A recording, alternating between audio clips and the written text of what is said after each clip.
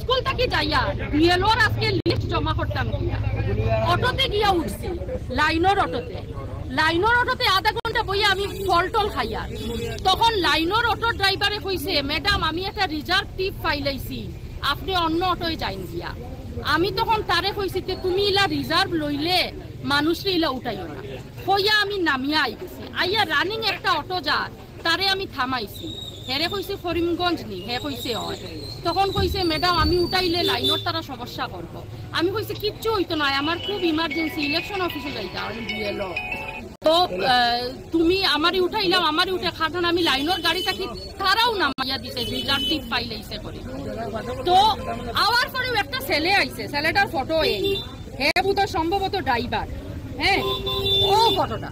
হ্যাঁ হে আইয়া এই যে অটোতে রানিং অটোতে আমি উঠছি আমার ওই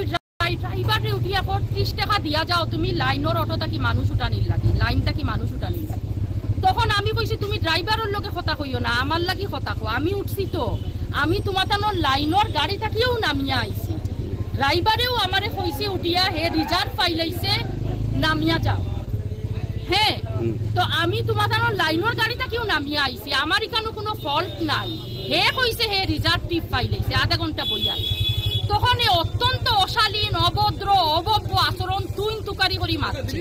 আঙ্গুল তুলিয়া হ্যাঁ এখন আপনারা আমারে কইন খালিগঞ্জ স্ট্যান্ডও কিতা কোনো মানুষ যাওয়ার সময় হে তার ইচ্ছা অনুযায়ী কোনো গাড়িতে উঠতে পারতো নাই এখানে কিতা গুন্ডা ট্যাক্স দিয়া আমরা গাড়িতে উঠতে লাগেনি অটোতে উঠার সময় এপিতে উঠার সময় লাইনের গাড়িতে উঠার সময় গুন্ডা ট্যাক্স দিয়া উঠতে লাগেনি স্কুল থেকে সারাদিন 7 ঘন্টা 8 ঘন্টা ডিউটি করিয়া আমরা যখন যাই আমরা যদি একটা লাইনের গাড়িতে উঠছি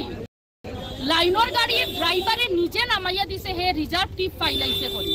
ইনো প্যাসেঞ্জার আমরার কিতা ফল টিকানো আইয়া যদি রানিং অটোতে উঠি তারা আইয়া অভদ্রতামি করে রেগুলারের করে না কেন হইতা আমরা কি খালিগঞ্জ সাকিনকে শুনে আইতাম না ঘটনার পরিপ্রেক্ষিতে আপনি খালিগঞ্জ পুলিশে খবর দিছেন থানারে ফোন করছি অত অভদ্র অসভ্য আচরণ করা হওয়ার করিয়া থানারে ফোন করিয়া থানারে আনছি বাংলা ভাষায় কইয়া তারা বুঝে না এই ছেলেটা বাংলা ভাষায় কইয়া শালিশি কিটা হইতই না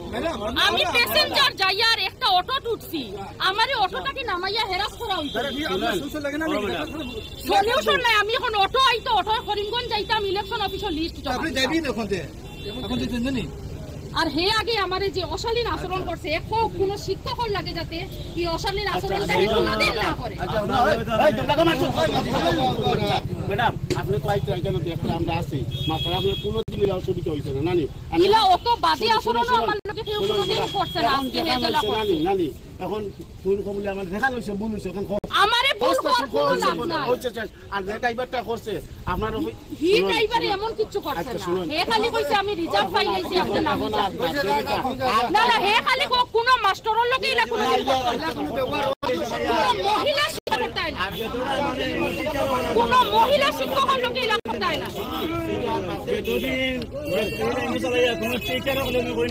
তুই তো গাড়ি করি কোন মহিলা শিক্ষকের লগে